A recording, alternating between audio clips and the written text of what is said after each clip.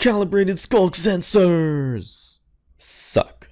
They are way too slow to be useful. I'm guessing some of you have already noticed this? Maybe? No? Just me? Well, just give me a few minutes and not only will you be just as frustrated as I am, but you will also be very happy that there is a solution. So here's the problem. I wanted to detect when a player is breaking blocks and keep count of exactly how many they break. Observers could do it, sure, but only if you're breaking specific blocks, and then it would just mean wires everywhere. That's too messy. So then I thought, hey, calibrated Sculk sensors exist, and wow, these things are slow. I can break like 5 blocks before this thing even notices the next one. That's because each activation lasts 1 full second before it resets. Totally unusable unless you're mining obsidian. We can try putting 2 or more side by side, but turns out they all just activate at the same time. Was this it? Was there nothing I could do? No. I must find a way. It was actually quite simple. Turns out wool can block the sounds from the sensor.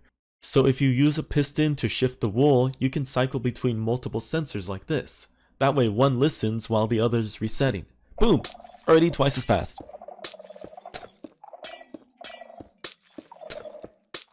But of course that wasn't fast enough, so I kept working and I made just a slightly bigger one. And hey, I mean, it works. It works. I can actually count how many blocks someone mines.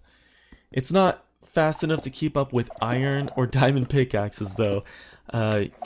Wooden tools, yes. Stone tools. Yep, you can mine stone with stone pickaxe and it'll hear that.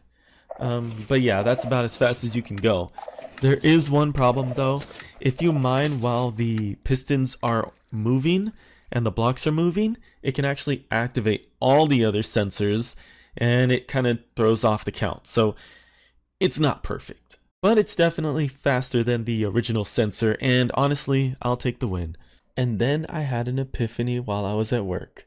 If we are waiting for the Sculk sensor to activate before deactivating it and then allowing the next one to activate, then there is inherently a small chance of not being able to detect at all. So I thought, what if there is always a Sculk sensor ready to detect the sound? So then I came up with this thing. And it's not perfect, again, not perfect, but it is so much better than the last one that I created just over there a couple of days ago. Oh yeah, and thank you to everyone who gave me their input on my skin. This is what I'm gonna go with, and I'm really happy with it. We might see a little bit of changes here and there, but I think I'm gonna stick around with this style. Alright, I'm gonna go ahead and show you in here. We have, there we go, an empty chest. We already know the last one worked pretty well with stone. We're gonna go ahead and do a few with stone here. Let's do 2, 3, 4, 5, 6, 7, 8. Alright, that's 8. Let's check it out. And we got 8. Perfect. Let's take these out, put that back in here. Okay, now we try iron. 1, 2, 3, 4, 5, 6, 7, 8, 9, 10, 11, 12.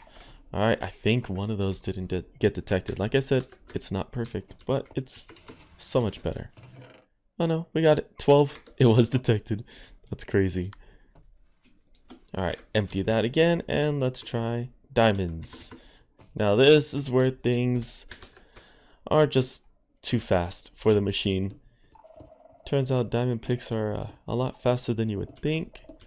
You can see that the sensors are hearing it, but it doesn't seem to keep up with the pulses fast enough. 14. Oh, how many did I do? Did I do 14? 1, 2, 3, 4, 5, 6, 7, 8. No, I did 16. 16. Alright, so it was too short. Hey, that's not too bad. Considering the last one, I probably would have gotten like 3. This one's not too bad. The only problem is that it's very noisy and kind of hectic. Building this thing is really actually quite easy. I removed one bit that I'm going to show you how to do, but this is basically the build. I separated a section of it. This is what is being tiled. Technically, it could be just a single row, but because I am using a double chest here, and this is how I'm filling it with non-stackable items, one full row empty and then two also empty right there. I made it too wide, but it could still just be one wide if you take off one of these chests and figure out the signal strength that you want for the calibrated Sculk sensor here. Now doing the clock bit right here was, I mean, it's pretty self-explanatory, but there's a little trick to it. So first I'm going to put an observer facing into all of these repeaters. And now we just need to kind of build a clock like this. If we go in a circle, then we get this effect. I did that a little fast and it kind of worked out perfectly, but if you get it so that it's more like this, there's one really easy way to fix this, and that is just by coming down to this repeater right here, or coming down to this observer right here, and we're going to break that, let that signal finish off, and then we're going to place it against this block. And what that does is it actually splits the signal in half while it's still sending the full signal around. So this sends a signal all the way around to here, and this sends a signal to here and then back again. So while the full signal is going and it reaches about halfway, this one starts the second signal and it creates a much faster loop here. So calibrated Sculk sensors might be slow, but with a little bit of redstone trickery, we can make them work slightly faster. But what do you think? Is there any way to make this even faster? Drop your ideas in the comments. I'd love to test them out. Thanks for watching, everyone, and I'll see you in the next one. Take care.